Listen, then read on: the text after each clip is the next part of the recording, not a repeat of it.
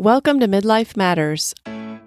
I'm Marie, and each week I'm joined by my friends Julie and Mindy to talk about all the topics keeping women in the middle years up at night. Today we're talking about ways to increase happiness. One of the best ways is to assign a positive rather than a negative interpretation to events and circumstances. Join us as we share how we've applied this principle in real life and what we've learned along the way. Listeners, today we're back to talk about Lesson 3 in our Happy School book.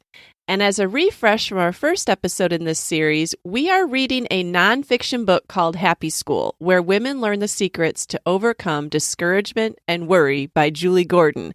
And if that is not a title with a lot of promise, I don't know what is. This book about happiness teaches its lessons through a fictional story, but you don't really have to have read the story to follow along with us, because we're basically taking the principles that she's setting forth in each lesson, and we're taking a whole month to apply those to our lives, and then we're coming back and we're reporting to you how it went.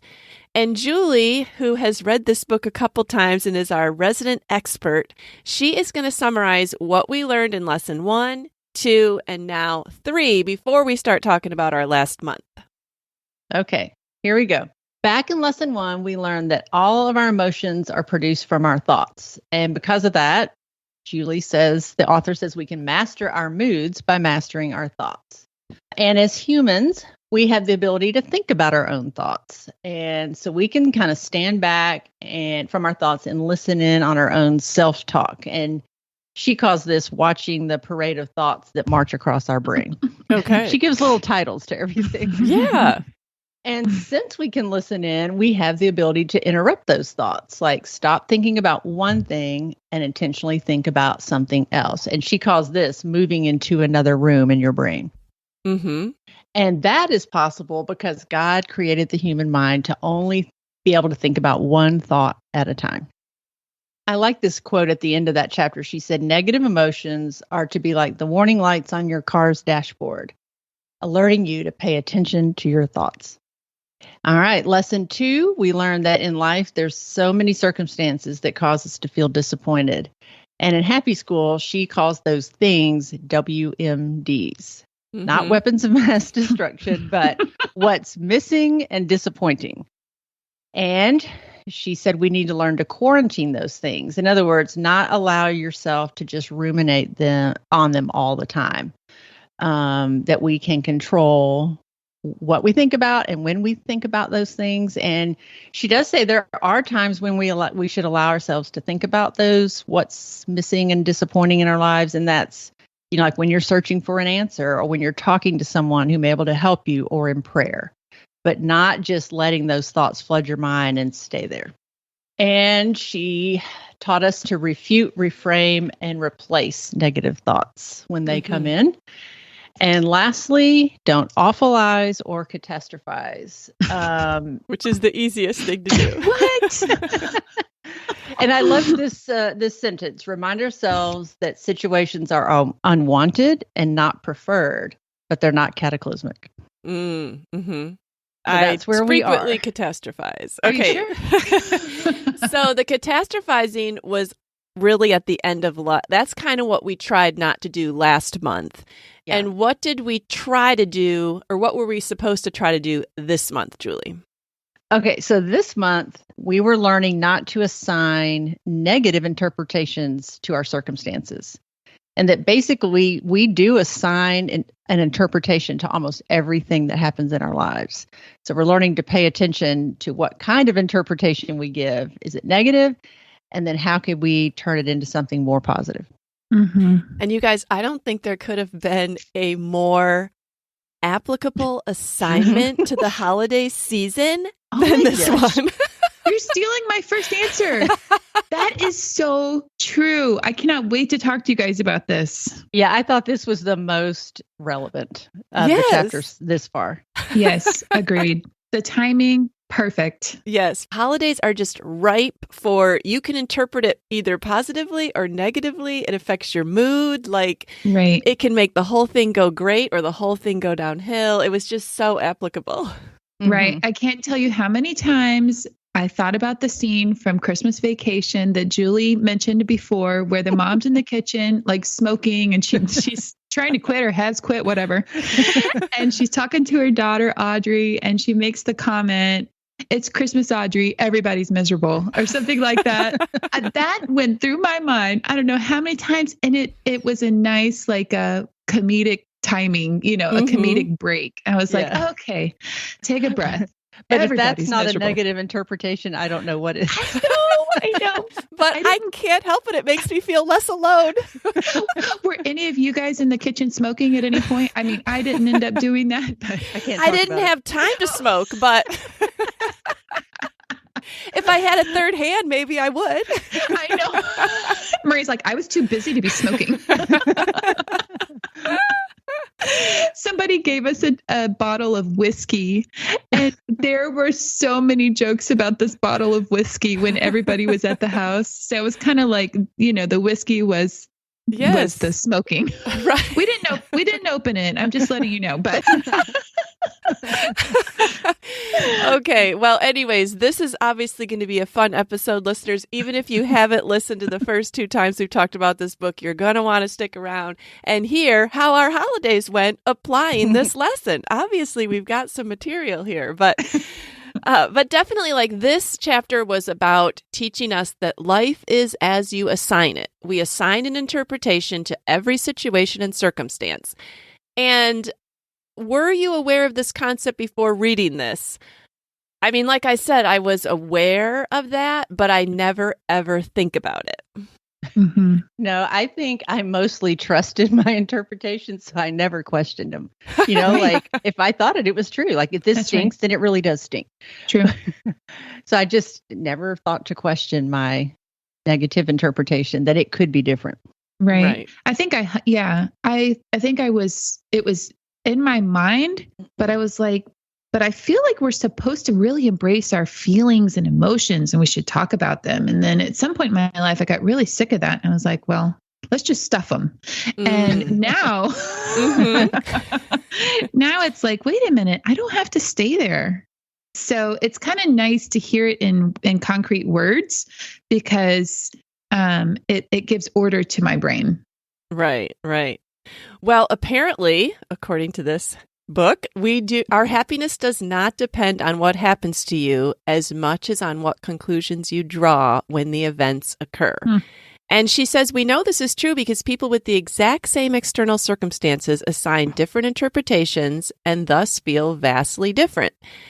And I was wondering if you guys find this happens with friends or even family members. Like, you're both in the same situation and the one person is interpreting it vastly different. And Julie, even as I'm talking, you and John come to mind, because you often say, like, you and John are in the same situation and he immediately sees it optimistically and you are definitely glass half empty. Yeah. I mean, it shows up all the time because John always has a more positive impression of situations than I do. So the contrast is always there. It's always standing out. And he used to joke sometimes like, Julie, I don't know how you get out of bed in the morning. Like, if I thought that way, like, it's such a contrast to him. Like, if he thought the way I thought, he just would be laid out flat, Julie's like, I've been functioning just fine. I know. I thought I've coped very well. Exactly.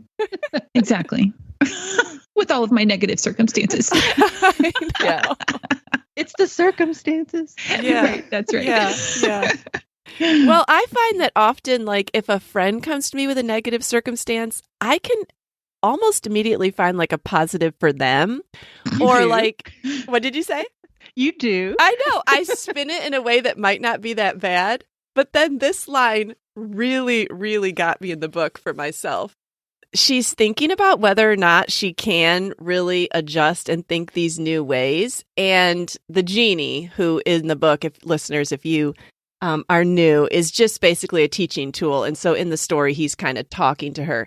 And he says, you can say the obstacle is too big, or you can say the Creator hears, cares, and is able. Dismantle your current belief system of hopelessness because the Creator is able to do immeasurably more than all you ask or imagine. And she thinks to herself, just like I do, maybe, but he probably won't for me. Uh-oh. Yep. I laugh so hard I because say that all the time.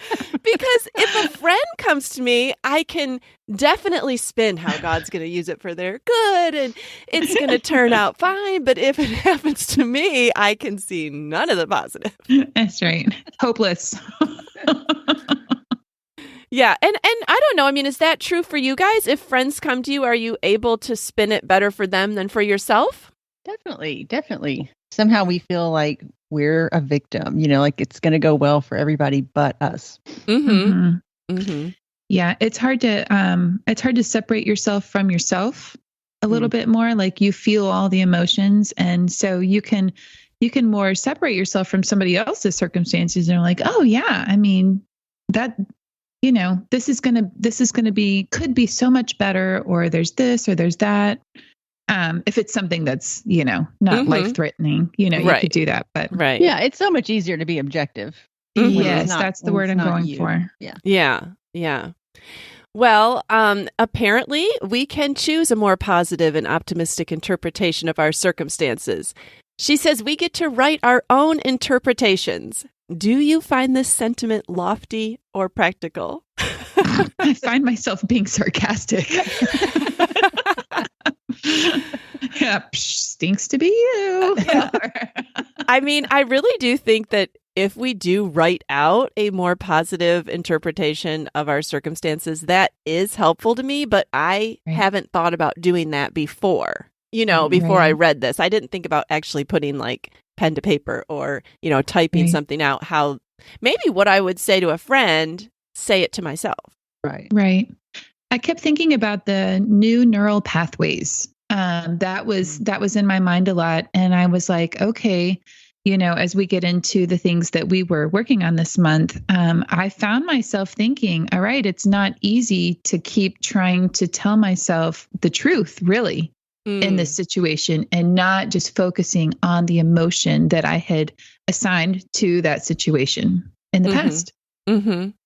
Yeah, something Julie said, I think at the end of the chapter was, you may not always be the kind of person that just initially thinks the most positive outcome or interpretation, but at least you won't tolerate it any longer. And I thought that was really good, that my personality may not totally change, but I can learn to recognize things and not tolerate those parts that are unhelpful and hurtful. Mm-hmm. Right. Yeah, maybe we just won't wallow in our negative interpretation. Yeah, that's the goal, right? Yeah. No wallowing. All right, well, let's dig into lesson 3. Is there a situation in your life that you are or have given a negative interpretation? And this month, were you able to figure out a more positive interpretation? Definitely. And Marie, this is one that I have talked about quite a bit with you. And so this wasn't something that I have just worked on this month. This has been an ongoing thing, but I think I've started to have some breakthroughs with it. A big situation that I've assigned a negative interpretation is being a long distance grandparent. I saw it as terrible. I saw it as negative. And that interpretation led me to think and believe some lies. Like, my interpretation kind of went something like this, like, well, being a long distant grandparent is just terrible. My grandson will never know me very well, or I'll never know him very well, or he won't want to come see us because it's such a long way from home, or our relationship will always just be superficial. And some situations are only upsetting if you continue to let them be. And I'm learning that if I deem something to be always a certain way, then I'm never going to get to the solution. Like, I'm never going to even try to think about how I could make it better because I'm just focused on how it's not what I want. So a more positive interpretation of this is, like, his visits are going to be really special to our house. He's going to look forward to the adventure and things about our home and the toys we have here, or the things that he can do here that he can't do elsewhere. When he's older, he could come and stay with us, I hope. If his parents will let us, he can go on adventures with me. And I can go there as much as possible and see him. And, I can write him letters eventually. I can call him on the phone. Right now he's 2. I can't really do all of that. Right. And so, with technology, I could even read him a book over FaceTime. And so I'm just really trying to put those things into practice. And I really was trying And then when John got sick, there's a few more obstacles to me getting out there as much as I want, but still not what I wanted. But that doesn't have to mean it can't be good. And I think something that God's been teaching me through a lot of things, not just this one situation, but is to live with expectancy. That's like open hands. Like, what do you have for me? Not expectations. Expectations are like demanding from others. Like, this is what I expect from you, or really from God. So living with expectancy is to look to the future with hope and possibility, not like a guaranteed outcome that I want. Because like you said, Mindy, I'm glad that we don't know what, that we don't get to decide what's good for us, like, because we don't know. Right. So yeah, I just think that expectations are just a real setup for disappointment. And, so instead I want to look into this year and wonder what God could do. And just celebrate that, like whatever it is. Wow, that's really beautiful, Julie. And I was getting excited for you and your adventures with Ezra one day, like, that's amazing to hear the change of thought, at the same situation. So that was really beautiful. Yeah, and that's been something that I've seen you struggle with, Julie, and I feel like I've probably been annoying at times when you've talked to me about it. And I've said, oh, but it could be this way or that way, because I did have a very beloved long distance grandmother. I do. And I remember that. Yeah. And so that was another one of those situations that came to my mind when it's like, if your friend brings you something, you can be annoyingly optimistic. But do I necessarily want that? No, like, I don't think that we have to want every situation. And you don't even have to want that situation, but you can still see positives in it. Right. And that it can be good and different. Different, but good. Yeah. Right. And Mindy, I can remember the time that you called me and said you were moving to Pennsylvania. And I was, of course, all optimistic and positive for you, because it does sound like an awesome big adventure. I needed that.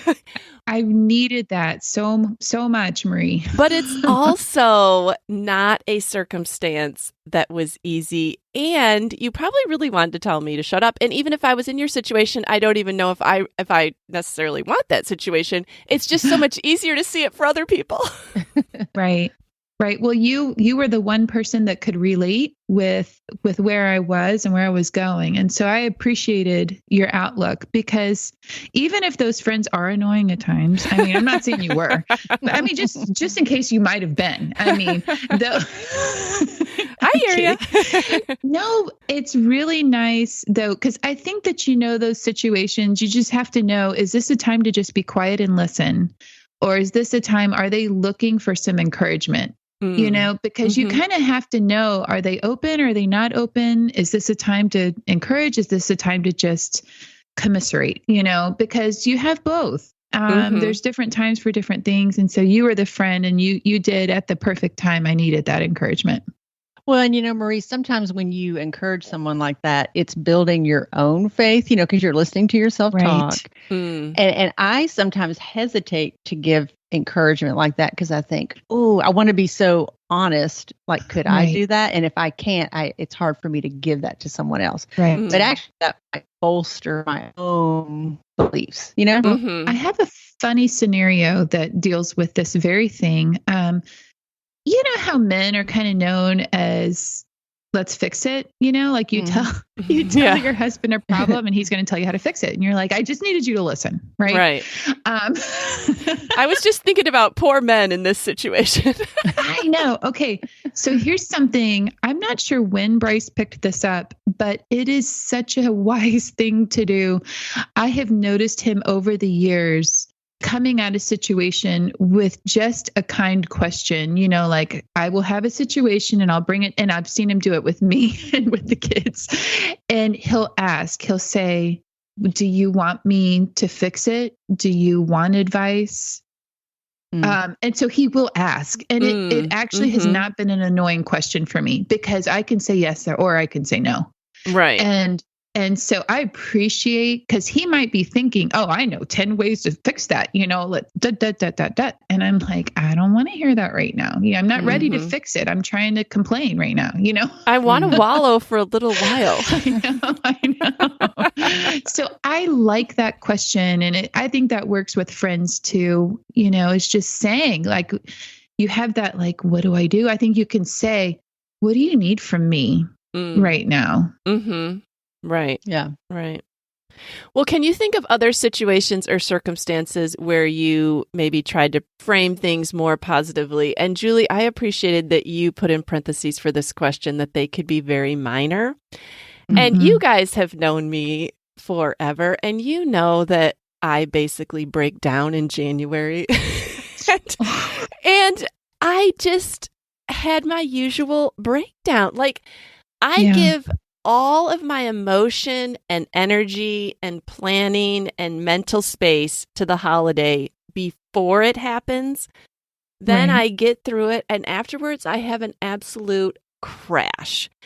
And it's always like the perfect storm, because it doesn't really matter what ages my kids are. Like, I used to think, well, this is a function because I have little kids, and who wouldn't break down after they've been home for 2 weeks? And then, we have the possibility of snow the very first week they go back to school. Like, who wouldn't be a basket case? But it doesn't matter how old my kids are. I crash hard. And by the end of the holidays, like, the last few days, I have had so many negative thoughts, like, nobody appreciates what I do. Nobody even noticed what I did. Why am I doing all this? They don't care. And they don't realize, like, I feel like a lot of work that I do is maybe not like physical, like out there splitting wood type, where you could say, oh, I can see why she's worn out. It's so mental and emotional and balancing the emotions and trying to create experiences. And how much cooking can one person do? Like, I was so discouraged the other night. I spent like 2 hours making a meal, and every single scrap was eaten in 15 minutes. And I have to think again tomorrow. And it's just a daily. So, okay, what's your more positive interpretation? Oh, no. Well, my more positive interpretation that I've really struggled with, and maybe other people can relate. And I don't even know if it's so much positive as it almost makes me feel sadder too, is like, okay, someday they're not going to be home for 3 weeks, 4 weeks, 5 weeks at the holidays. Like, I'm going to be sad. Or did I savor it? I'm trying to savor it. Okay, I'm going to savor it. And 2 hours later, I'm like breaking down. Like, the positive thinking almost leaves me sad because it's so intense. I feel like the two choices are either all or nothing. Do you guys have any advice? Well, maybe just that every holiday won't be this way. And I don't mean it's like that it'll be bad, but just every year is different. And that maybe you'll change too, where really enjoy the quiet and the, getting to do what you want to do, because you're there without your kids. And I don't know, I think there's just different seasons that we can enjoy. And we don't have to just wish they were like they were, Yeah. Yeah. Well, and I think it's really just the intensity, because I love having the kids home and everybody around, but I also need time to process and think, and there's no room for that. I mean, did you feel that way, Mindy? You had a lot of company and you have your kids home. I did. I deal with a lot of that mental mess, like leading up. We've talked about this before, that sometimes you look at even fun situations with dread, because you think about the energy or the time or whatever that it's going to take, like going on vacation. Marie, we talked about, the packing, like you hate the packing, or once you get there, you're fine. So that's kind of how I see the holidays is, I used to look at both Thanksgiving and Christmas with dread. And that's my neural pathway that's been well worn, and I know it. And so looking at it, or, when planning for it, I found myself trying to be more intentional with like a one day at a time or a one meal at a time. We did have better circumstances this year with people pitching in. I bought some table topics so the meals lasted longer. Mm-hmm. But it really was like moment to moment that I had to, because it's a marathon, Marie. Like when everyone is in the house, it is a marathon. It is. And I thought about a marathon runner. They have to stop and go to the bathroom sometimes, because we've all seen the pictures of when they keep running and they're going to the bathroom.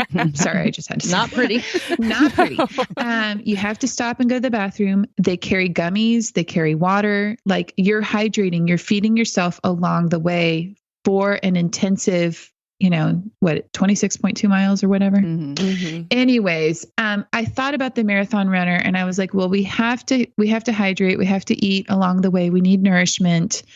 But I want to enjoy it too, because like Julie said, I know this season will not last forever where we are right now. And so one of the big highlights really was that my adult kids came in and they're exhausted. They run. And when they come home, they actually finally rest. And I felt like we were all recovering in a sense. And so once everyone was here and the chaos settled down, like we got into a calm, relaxing tempo. And even on Christmas Day, Abby just called and said, her and Joey were like, that was the best Christmas ever.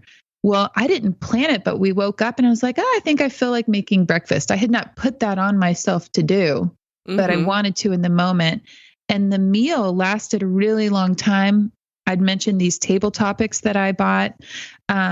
So when my parents were there, all the kids were here, we actually sat around the dinner table together for long periods of time. And we each answered one question. And it made meal times slower, more methodical.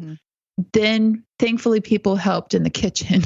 I don't know, but it's just, I don't know, trying to be intentional. And I still have those feelings of like, I'm going to be exhausted. I'm not going to get enough sleep. Like there's all the food and the planning and I want everyone to be happy. And I want all the, there's just, we put a lot on ourselves.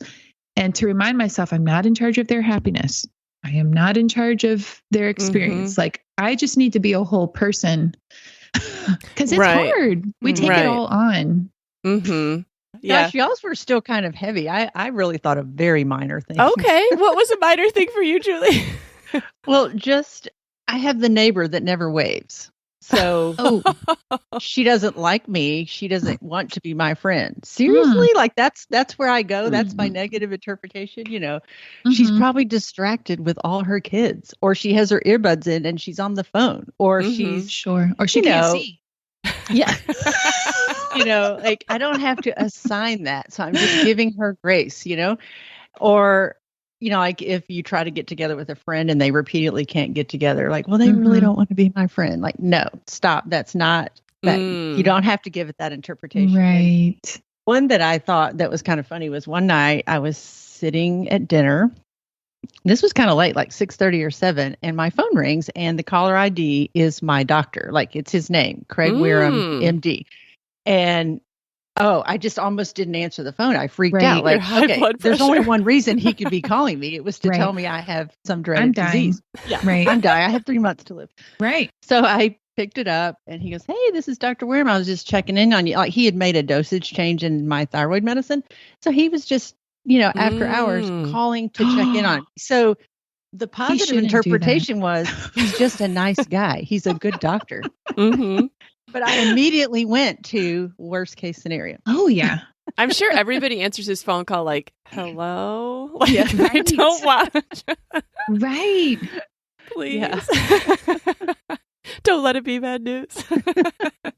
No, that's great, Julie, because I don't know how many times we do have the minor. We probably don't even think of it longer than 5 minutes, like the neighbor that doesn't wave, but we tell ourselves a negative thought about it. And that can't be good added up over time.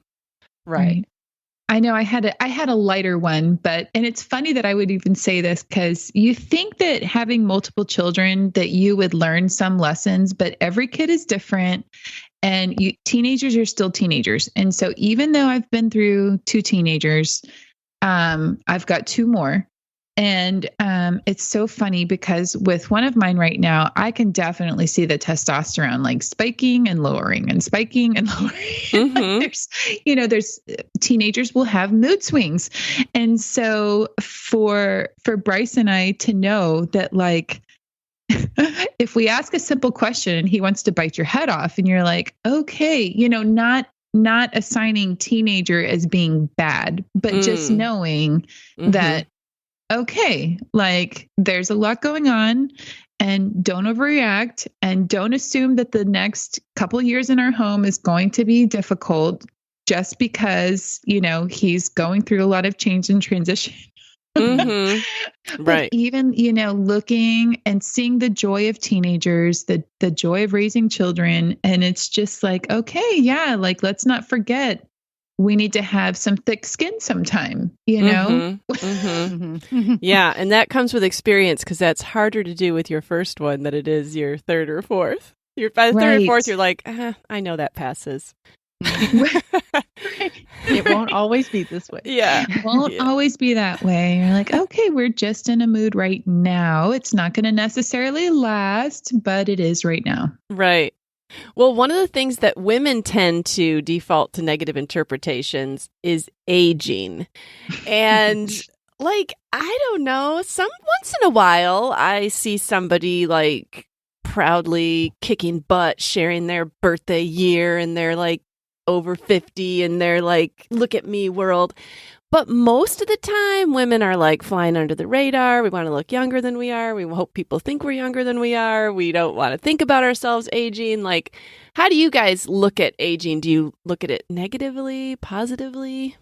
I mean, on the positive side, we're still here, so we can't forget about that. But other than that, as the oldest, I'll go first. Okay. I was gonna say, I really like having older friends because you guys probably aren't even here yet. But as you age, you don't feel differently. You feel just as young as you always were. But this year, I turned 56, so I feel like, it's the downward. It's like 60s coming up quick, And to me, that just sounds old. Listeners, it's not. I don't want to offend anybody. It's not old. But in my head, I'm kind of hearing the voices of our culture. Like, our culture values youth. It places a lot of value on usefulness. And so I'm hearing a lot of that in my head, more like, you're irrelevant, you're invisible, who would hire you, you're too old, or who cares what you think about this, and I know none of that is true, or most of it. It's true a little bit, though. A little bit. But I certainly don't think that about women that are older than me, right. And I don't know, I just think when you're around a lot of young people, especially your kids, you notice things about that you've settled into that are kind of old people things. Right. It's like, it's just funny. Like when mine or John's phone rings, blaringly loud ring, the kids are all like, Mom, Dad, why do you do that? And it's like, well, it's a phone and I want to hear it. Right. Yes. But they just act like we're aliens from another planet because we have our phone on ring. And it's just little things like that make me feel old. Or when they see how big my font is, they laugh at my font, or most of my photographs are pictures of things I've taken to blow up so I can read. Like I look at my photograph. And so you start to feel old, and I don't know. And then like when you're away from kids, and like y'all aren't in this yet, but you kind of lose your connection to pop culture. And so then when we get back together, I kind of don't have any idea of what they're talking about, who they're talking about. And I think that's why older people sometimes just fade into the background. And I don't know how to keep that connection, Right. Yeah. I don't know. Like I said, I don't feel differently, but it is easy to let kind of the voices of the culture creep in and say that you're kind of becoming irrelevant, Yeah. I mean, I'm going to be 50 next year, or I guess this year. That's sad. I liked it better when I could say next year. And I just really can't get excited about that. I mean, I don't know. I remember when I turned 40 and I went to the doctor and he was like, I think I expressed some dismay at turning 40. And he was like, okay, Marie, tell me about what you think is going to happen to you when you turn 40. And it sounds so naive when I look back 10 years ago. I mean, I was depressed. I was turning 40. I'd love to turn 40. What the heck was I complaining about? But, he basically said, like, what do you think you're not going to be able to do? You think you're not going to be able to do this? I still do that. You think you're not going to be able to do this? I still do that. He was basically saying just because you're 40 doesn't mean like you're changing inside or the things that you like to do, or it's not like you're going to fall down tomorrow and need a walker, Marie. Like, come on. Yeah, you're going to burn boot camp, for goodness sake. Yeah, that's why you need to look at people ahead of you. Like, true. I look and think, okay, she's still doing this. She's still going here. She's still hiking this. It is encouraging to have people to look at that are a little further along. Right. That's how I feel. Yeah, there's older women in my workout classes, and I love that they're there because I think, okay, this is a lifelong thing. This is not a class I will ever have to quit.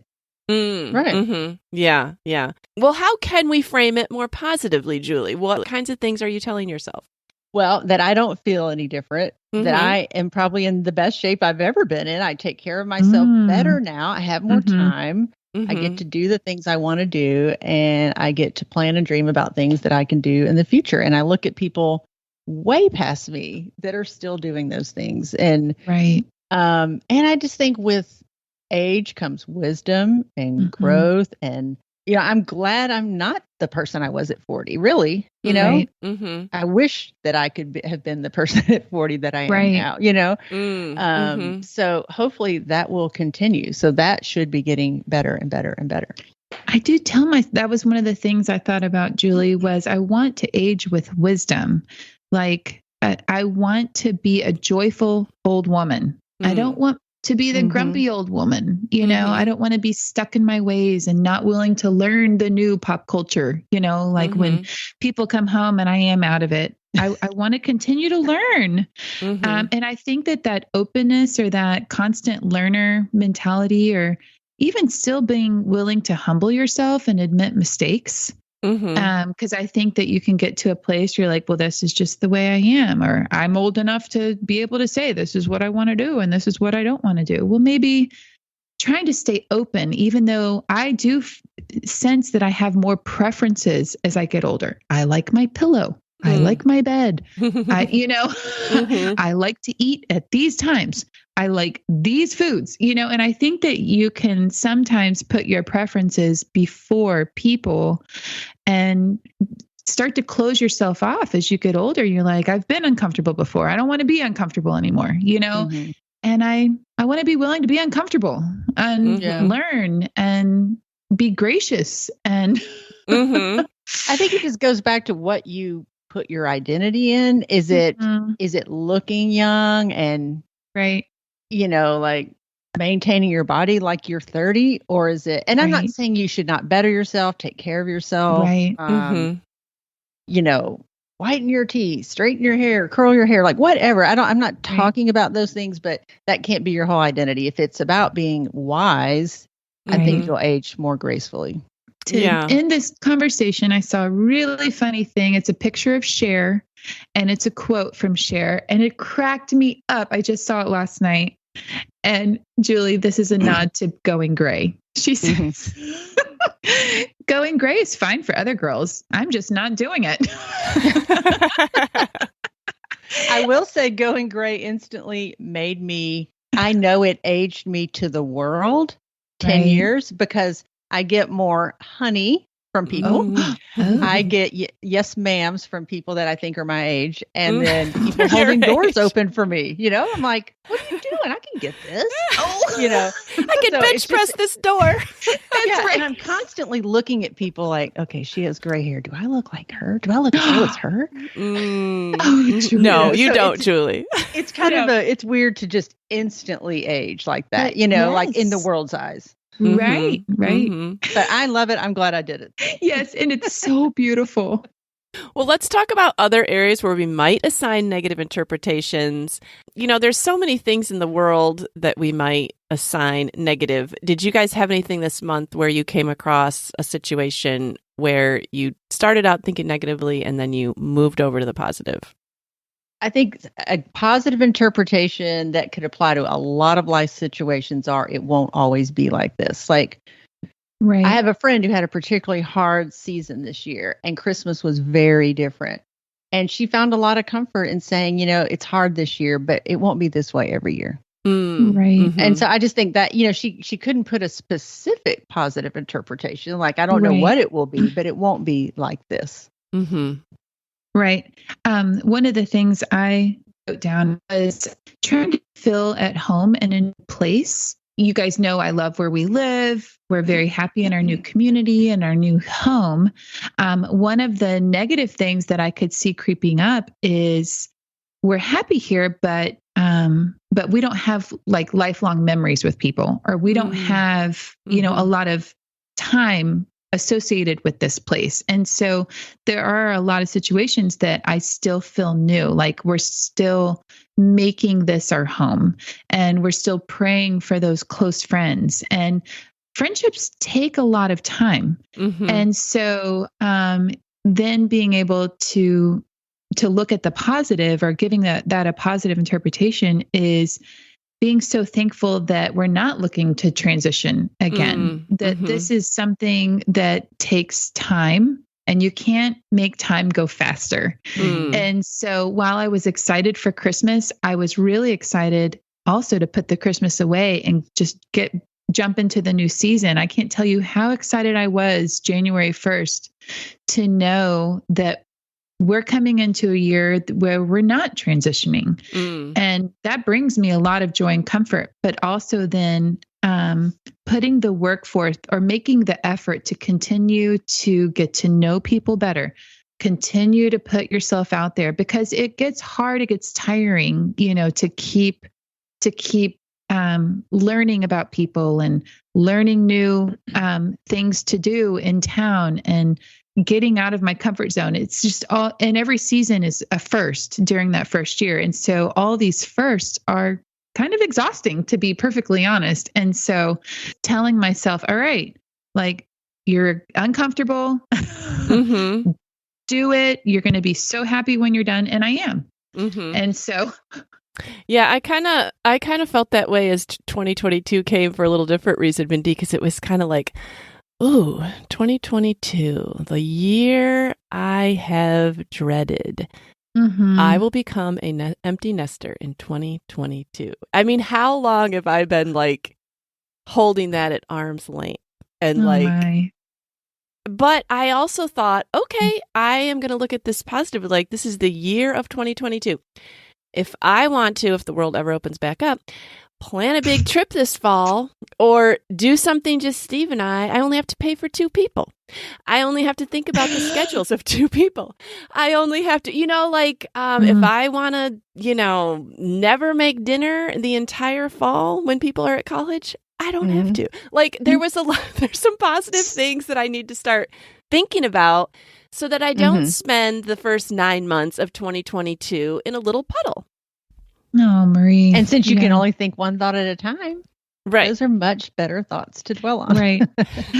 Marie, a little less, but one of my thoughts was, I was listing the things that would happen this year, and I realized Nathan will go to high school. And I got really sad. And it's not the sadness of empty nest, but it's like, it's in preparation. And another chapter closing. It is. Because you guys know, as soon as your kid gets into high school, it's like a slingshot out the door. And I saw life speed up with all my other kids, and I just am sad about that. Yeah. You're entering the on-ramp towards empty nesting.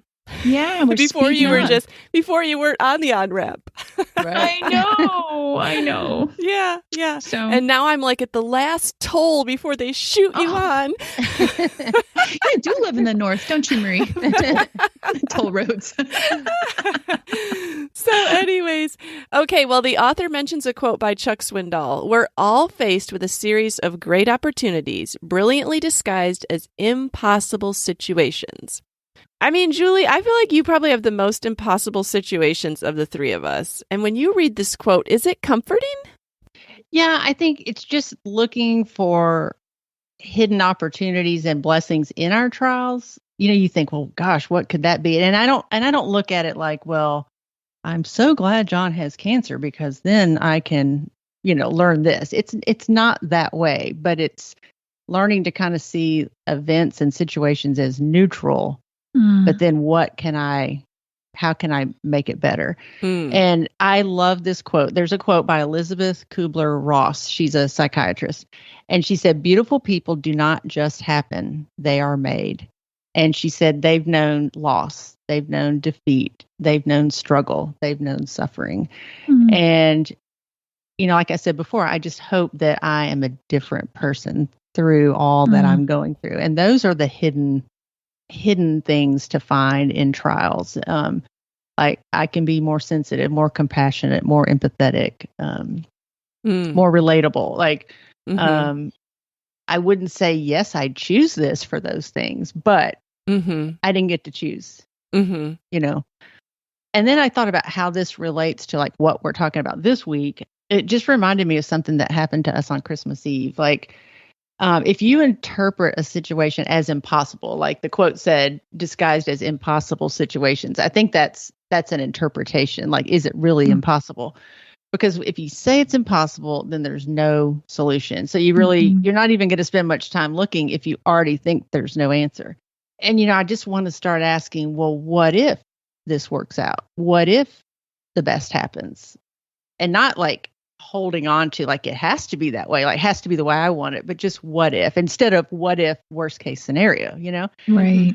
On Christmas Eve, my daughter got a call that she had been exposed to COVID, and she'd already been here a couple of days, been around John, and she just got really upset thinking, oh, I've just exposed Dad, possibly, what do we do? And we were sitting down to Christmas Eve dinner, and I thought, there's just nothing we can do. Like what, somebody said, well, maybe we should get testing. And I said, you'll never find a test on Christmas Eve. Impossible. And I already had a friend who had tried to find tests, and she goes, there's just not any left. They're really hard to find. I don't know anybody that has them. And Andrew said, and John was on the phone and he couldn't get anybody to answer at all these pharmacies, And Andrew goes, I'm just going to go out to CVS and see if they have one. And we all tried to stop him. Like, no, they won't have tests. Like it, So he said, I'm going. He persisted. And he goes, and he said they probably had 50 tests, and he bought 3. And he came home, and we tested, and everybody was negative. Like, and that just stuck with me, that example. Like, I need pictures. I need real life examples. Like, that really just stuck with me. If like, I'm not a person that's always going to see the bright side, but I also don't want to overlook the bright side. Like that, yes, there is a possibility out there. Right. I don't know. That just really helped me this week to think, always just look for the possibility. That's really good, right. Julie. Yeah. Kind of goes back to the beginning where we can look for the possibility for other people so easily, and not for ourselves. But this book is trying to train us to do that for ourselves. Right. I know there was a situation I had, you guys know our time in Pennsylvania. It was hard. And it's so ironic that I still feel, in particular over this Christmas season, that there were several things that happened that as we look back on that time, at the beginning, I would look back on that time and I was like, oh, that was just so hard. Like, I'm just so glad that's over. Or I hated when I turned 40 and we had just left Abby in another state. And, like I think about all the bad, and it had been consistent that I felt like we had negative feelings towards that time. Well, in the past holiday season, but also the past 6 months, like the Lord is like trying to like show me things that were really, really wonderful. Like he took us there for a reason, for a season. And it only lasted 2 years, but I'm been more in a place of gratitude. Looking back, I can see little bits of things that God was doing. And then I think about the amazing people that we met, finding myself saying, wow, that time in Pennsylvania was really wonderful. Like it's so different because it's easy to remember or look at or focus on the hard, those hard seasons that are difficult, but being able to come away and have some perspective and then reassign that season of hard with a season, seeing it as a season of thankfulness and gratitude for the things that came out of it, the people that came out of it, the situations that would have never happened. You know, my kids growing up in a way they never would have had we not been through that season. And so now I'm very thankful. And it just caught me as so ironic and kind of funny. I was like, wow, okay, like God can do whatever he wants to, you know, he can do amazing things with seemingly impossible situations. Yeah, and he's letting you see the good that came out of the hard. Yes. Yeah. The hidden things. Right. Very hidden. Yes. That's really good, Mindy. And that was like kind of our ending question was, did we see a new perspective this month? Did we get like God's interpretation on something? And you totally have started to see a difficult season in your life in a new way. And you weren't even trying to. It just started coming to your mind. You're right. I was not trying to. And I'm extremely thankful for that. Yeah. In the past, I've tried to pick a word that might reflect what I want to work on or focus on or what God is leading me to consider in this year. And I haven't done it in a while, and I didn't even think I was going to do it this year. And just during all this, he gave me the word possibility. And so I just want to celebrate the possibilities this year, not just the outcomes. It's so easy to celebrate an outcome, you know, like I got what I wanted, but God wants to teach me to celebrate the what ifs too, because it's scary to dream right now. It's scary to plan. It's even scary to celebrate good news sometimes for fear like it'll be taken away or, you know, I won't ultimately get the answer I want. So it's just the what ifs. Like, what can God do? Right. Well, I love this discussion. I must say that I always come away so encouraged, and I learn more from our discussion than I do from the actual book. And I think that's true of a lot of things we study in life. We need to study them, but then we also need to discuss them and see how other people have put them into practice. And it inspires us to do things differently. Listeners, we would love to know if you are reading the Happy School book with us, what you learned this month. Email us at midlifematterspodcast@gmail.com or come and find us on Instagram at midlifematterspodcast. Well, one of the things that we have not done in a few weeks is I'm a fan, and I have missed it. You guys, I want to know what you are a fan of this week. Mindy, why don't you lead us off? Well, you guys are going to be so impressed. I got a pet. You did, Mindy? What have you been keeping this under wraps for? Her name is Rosie, and she's a robot. Does she look like a dog? She's such a good girl. She's a Roomba. And I joke that she's my new pet because I walk in the door and there she is, my little Rosie, and she has cleaned up while I have been gone. And I love her so much. Oh, that's and awesome, she brings Mindy. me so much joy. When I first asked for a Roomba, Bryce thought that I was like not really serious. I'm like, no, I really, really am serious about this. She has brought my life so much joy. She's the pet that I've always wanted. No messes. She's quiet. I can send her home. I can tell her to go clean. I can tell her whatever I want to, and she obeys. It is the most awesome relationship ever. She's now the new favorite child. She's my new pet. She's everything in the house. Rosie's at the top of my list. Everybody else is below. You watch out for Rosie when she's cleaning. So I love that you named her. Yes. I was so excited to name her, and I don't know why Rosie just like kept, but I walk in the door, I'm like, there's my good girl, Rosie. Well, I feel like I either talk to people that are ecstatic about their Roombas or they're like, oh, that didn't live up. Like my daughter bought a Roomba on Facebook Marketplace and she's like, I know why this person got rid of it. It runs into everything. It's always getting stuck on something and Pepper's going, uh-oh, and pointing to it because it's always stuck on a carpet or this or that. And she's like, it's not even worth it. But you have not found that your Roomba is getting stuck or anything. My Rosie's perfect.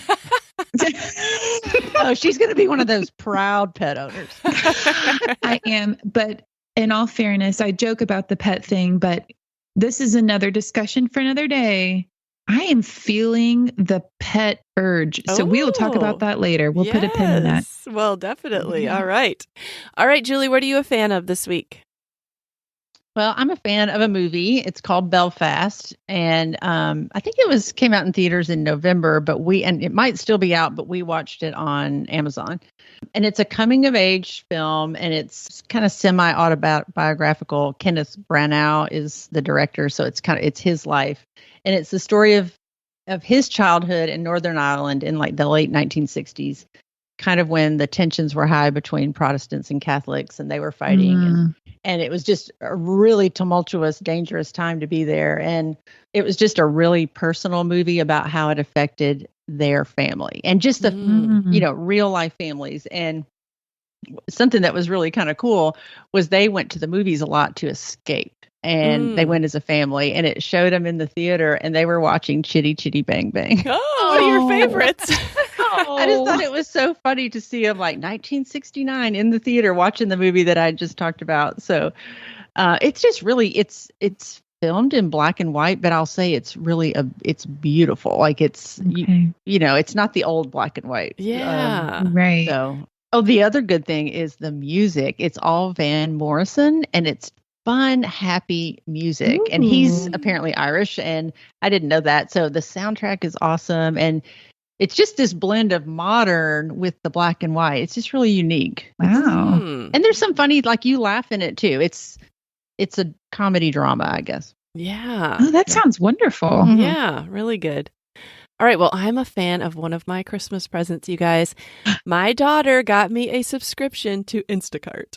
So I am so excited because she's used Instacart for at least a year. And she's been saying, Mom, you'd love it. You need to do it. She even made me use it when we were at the beach this fall, and we ordered all the groceries, and I did love it. I did love not going to the grocery store. And she listens to the podcast every week, and she always is shooting digs at us like, you guys are always complaining about grocery shopping, but you won't use Instacart. Like, why do you keep complaining about something that you could solve? And so anyway, she gave me a subscription, and you guys, I love it. So I only opened it up and started ordering about 8 days ago, but I've already placed 4 orders. What? And my daughter was like, what, Mom? How many times a week do you go to the grocery store? I said, this is why I needed Instacart. This is why I hate grocery shopping, because I'm always running out of food. People eat me out of house and home. And I could literally probably go to the grocery store every day, but I have loved just doing my order. I think I did one to Aldi, one to Costco, one to Kroger. I'm placing another one to Aldi again this morning because we're already out in 8 days. And they'll just drop it off at my porch this afternoon, and it's going to be so awesome. Nice. So I know that we talked about Instacart several episodes. I think when I got home from the beach and I asked listeners, do you like Instacart? What's your experience? I was trying to decide if I wanted to do it. And now I'm just going to say to all the listeners, do it. It's awesome. Oh my goodness. Now, is there a minimum order with it since you're subscribing to it? There's a $35 minimum order. But that's very similar like Walmart pickup. I feel like I get to 35 pretty easily. Right. And you can keep like multiple orders on your phone at one time. So like I might put something in my Costco order, but then over the course of the week, it's really easy to $35 at Costco, but you know what I'm saying? Like sometimes I just add things and then when I get to it, but yeah, I mean, I have found it to be so wonderful to not be running out to the grocery store every other day. Wow. Okay. I'm intrigued. I downloaded the app. But I haven't done anything with it. So I'm still like... Well, you can try your first order completely free, Mindy. Like they won't charge you for delivery or anything. So you can see how you like it. Then you can sign. Then it kind of pops up in the app to see if you want to buy a year's subscription or not. But okay. Yeah, it's a great one. So that's what I'm a fan of this week. And I think I'm going to be a fan of it all of 2022. Yeah, every week. Instacart. Okay, you guys. Well, I love talking to you about this. I feel happier just having had our discussion. And we will talk to you next week. Sounds great. Right. Okay, bye. We're so happy you joined us today. You can find the show notes for this episode at midlifematterspodcast.com. Also, please tell a friend about the show and help them hit the free subscribe button on their favorite podcast app. Be sure to follow us on Instagram at Midlife Matters Podcast. That's where we post pictures and stories about all the things we talk about in each episode. Thanks for listening, and we'll see you next week.